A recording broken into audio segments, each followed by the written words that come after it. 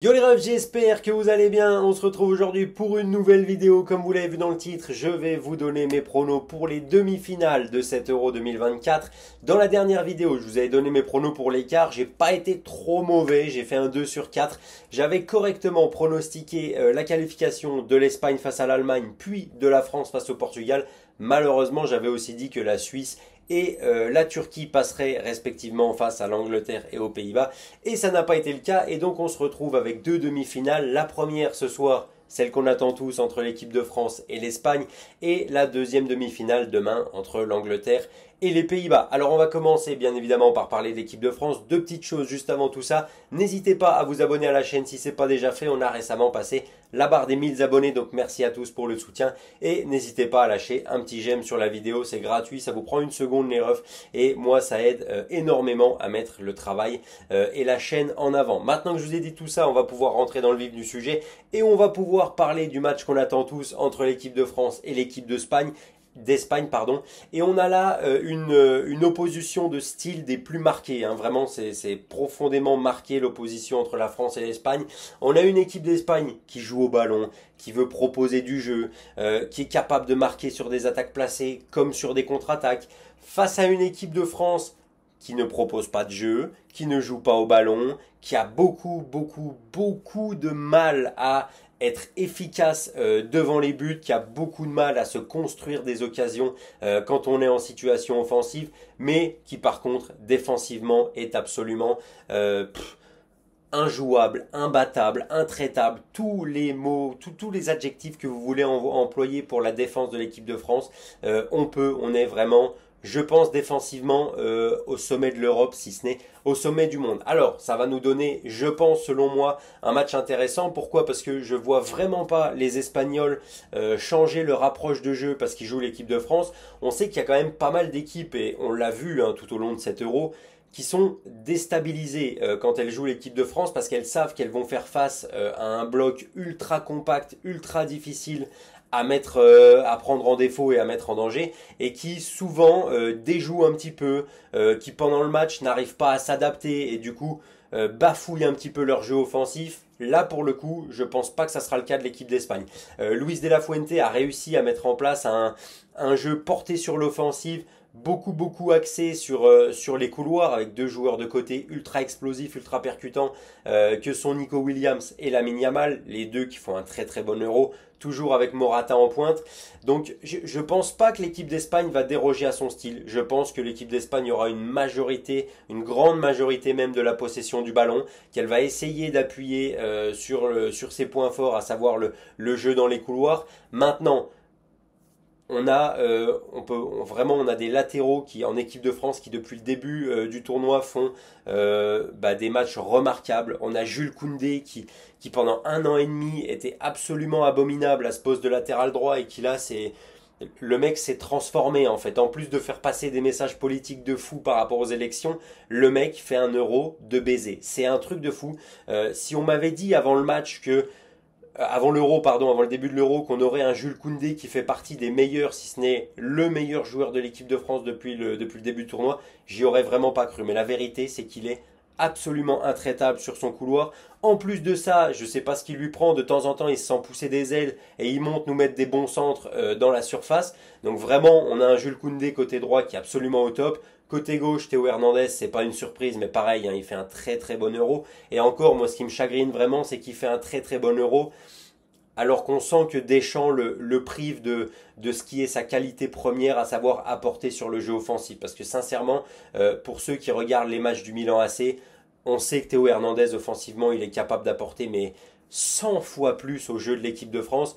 Malheureusement, comme on a un sélectionneur qui bétonne et qui met tout le monde derrière avant de penser à attaquer, je trouve qu'on n'arrive pas à tirer les meilleures qualités de Théo Hernandez. Mais le fait est que défensivement, il est au top aussi. On a une charnière qui est au top aussi. Donc même si je ne vois pas l'Espagne changer son modèle de jeu pour affronter l'équipe de France, j'ai quand même du mal à voir l'Espagne autant en réussite face à l'équipe de France que depuis le début de l'Euro. Il faut quand même le rappeler, j'ai les statistiques sous les yeux, l'équipe d'Espagne depuis le début du tournoi, c'est quand même 11 buts marqués et seulement 2 encaissés. Je ne sais pas si vous vous rendez compte, ils ont froissé la Géorgie 4-1 en huitième, ils ont battu l'Allemagne 2-1 en quart de finale, et encore, ils ont dû passer par les prolongations parce qu'ils ont encaissé un but un peu bête de Florian Wirtz à la 90e minute, mais sinon, pendant l'ensemble du match, moi j'ai trouvé qu'ils avaient été en maîtrise, en contrôle, et très honnêtement, je les voyais même passer sans avoir besoin d'aller en prolongation. La phase de poule, ils l'ont survolé. Ils ont dominé leur groupe.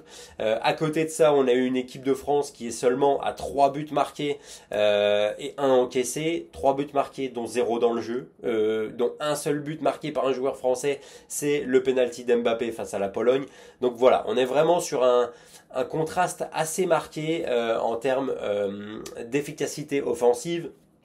Alors, ce qui me fait dire que l'équipe de France a quand même toutes ses chances, parce que, alors, je vous l'ai pas dit, vous n'avez pas le tableau sous les yeux, hein, comme j'ai fait pour la dernière vidéo, comme on n'a que 2 matchs, je vois l'équipe de France se qualifier. Ce qui me fait dire que, quand même, je suis assez confiant pour la qualification de la France, c'est que je pense pas qu'on reste sur ce taux d'inefficacité encore très longtemps. C'est pas possible de faire 20 frappes par match et d'encadrer qu'une pendant toute la durée d'un tournoi. Il y a bien un moment où ça va péter, on va mettre 2 ou 3 buts dans le même match, et là, enfin, on se dira, on a retrouvé notre équipe de France qui est efficace. Parce que là, pour l'instant, alors, devant le but adverse, c'est catastrophique, hein. On loupe des face-à-face, on loupe des trucs dans les 6 mètres. Enfin, c'est vraiment l'efficacité offensive française fait peur, mais moi, j'ai bon espoir quand même qu'à un moment, on se mette un petit peu à retrouver même si c'est pas forcément aussi maîtrisé que ça devrait, au bout d'un moment, on va retrouver un petit peu de chance, on aura ce petit brin de réussite qui va faire la différence.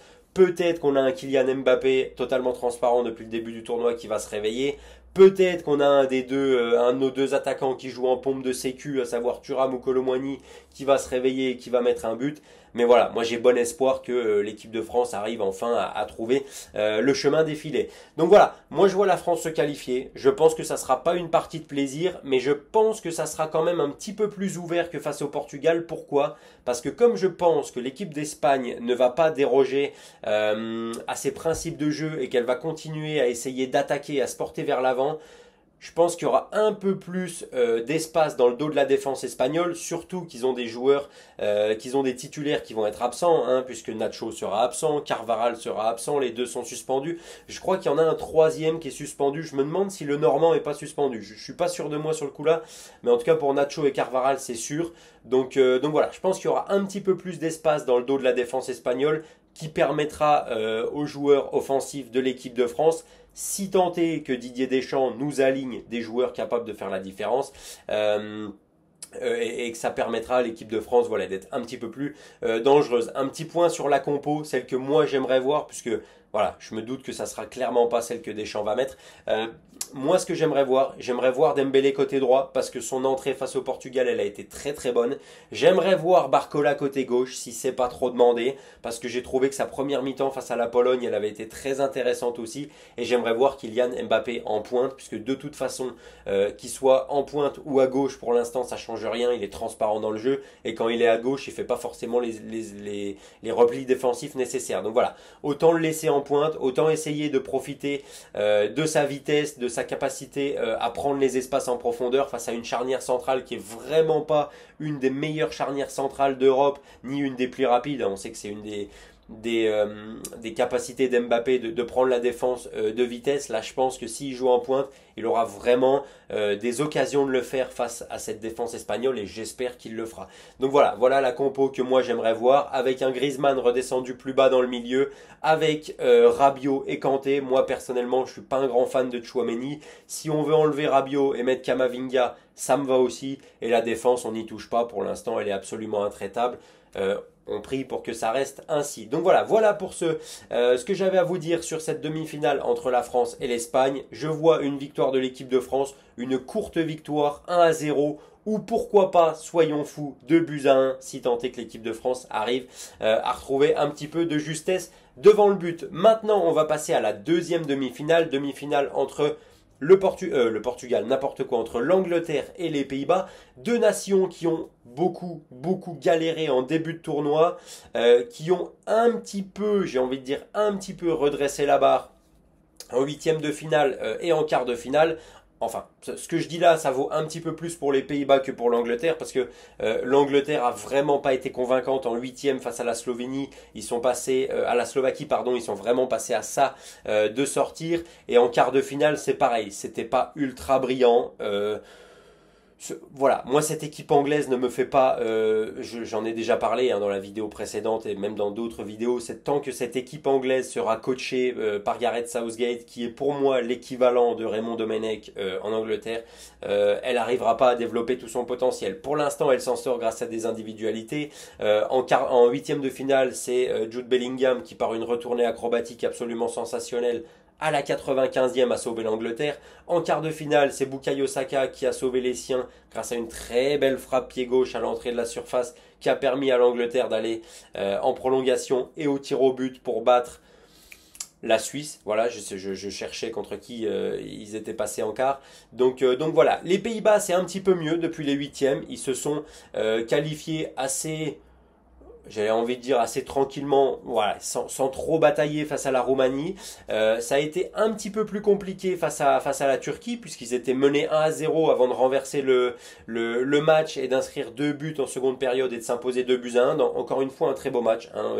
Faut le dire, les 2 derniers matchs auxquels on prépare les Pays-Bas, c'était des matchs agréables à regarder. Et ça fait plaisir parce qu'on a vu quand même pas mal de purges depuis le début de cet Euro. Donc voilà. Pour moi, les Pays-Bas arrivent avec quand même un petit peu plus de certitude dans le jeu, notamment. Alors, on sait que les certitudes dans le jeu, c'est bien, mais ça fait pas tout, puisque quand on regarde le parcours de l'équipe de France, il y a absolument zéro certitude dans le jeu, et on est en demi-finale, et c'est une surprise pour personne. L'Angleterre, il n'y a aucune certitude dans le jeu, ils sont en demi-finale, et c'est pas non plus une énorme surprise, même si, comme je l'ai dit avant, ils auraient pu sortir plus tôt dans la compétition.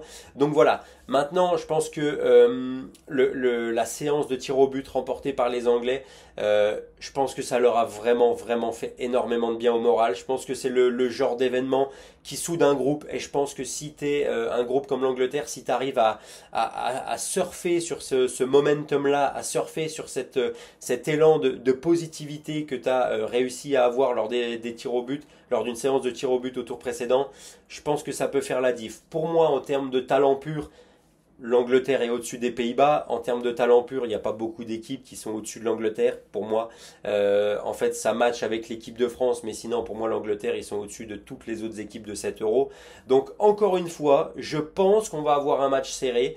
Je pense qu'on va avoir un match où c'est les individualités qui vont faire la diff, parce que même si le momentum est pour moi un petit peu plus côté anglais de par la façon dont ils se sont qualifiés, je pense pas qu'en 2 jours ils retrouvent des certitudes dans le jeu, et je pense pas qu'en 2 jours ils redeviennent l'équipe flamboyante qu'ils ont été et qu'ils sont capables d'être. Je pense que ça va encore être un match serré, je pense qu'ils vont pas prendre énormément de risques, je pense que ça peut encore se finir en prolongation ou au tir au but, et à la fin, je vois quand même une victoire anglaise. Je vois une victoire anglaise parce que s'ils doivent aller jusqu'au tir au but, je pense qu'il y a de bien meilleurs tireurs côté anglais que côté Pays-Bas. Je pense que physiquement, l'Angleterre a plus d'arguments que les Pays-Bas. Pourquoi? Parce que pour moi, leur banc est plus fourni. C'est-à-dire que j'ai plus de facilité à voir l'Angleterre faire la différence ou garder un score en faisant rentrer ses remplaçants plutôt que les Pays-Bas. J'ai du mal à voir le banc des Pays-Bas avoir un vrai impact.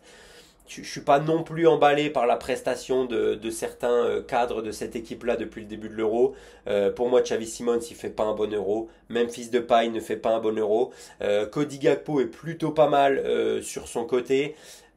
Mais voilà, mon taux de certitude côté Pays-Bas est vraiment pas le plus élevé, et c'est pour ça que je vois l'Angleterre se qualifier, ce qui, selon moi, selon mes pronostics, nous donnerait une finale France-Angleterre. Très honnêtement, c'est le genre de finale dont beaucoup de monde parlait avant le début du tournoi. Alors est-ce que ça va être le cas? On verra bien, il y a 2 matchs à jouer. Au moment où la vidéo sortira, théoriquement, je pense qu'elle sortira 2 ou 3 heures avant le début du match de la France. Donc si tout va bien, mes pronostics seront en ligne avant le début des demi-finales. Donc voilà, victoire de la France, enfin qualification de l'équipe de France aux dépens de l'Espagne et qualification de l'Angleterre aux dépens des Pays-Bas. C'est comme ça que je vois les choses. N'hésitez pas encore une fois à me dire en commentaire comment vous sentez ces demi-finales, qui selon vous va réussir à s'imposer, à se qualifier pour la finale. N'hésitez pas à me dire tout ça en commentaire et je me ferai un plaisir de vous répondre. N'hésitez pas à vous abonner à la chaîne encore une fois si ce n'est pas déjà fait, à lâcher un petit pouce bleu les refs, ça m'aide énormément. Et en attendant qu'on se retrouve probablement demain, du coup, pour le débrief du match entre la France et l'Espagne et un petit peu plus tard dans la semaine pour mon prono pour cette finale de l'Euro 2024. Je vous dis, prenez soin de vous et à la prochaine.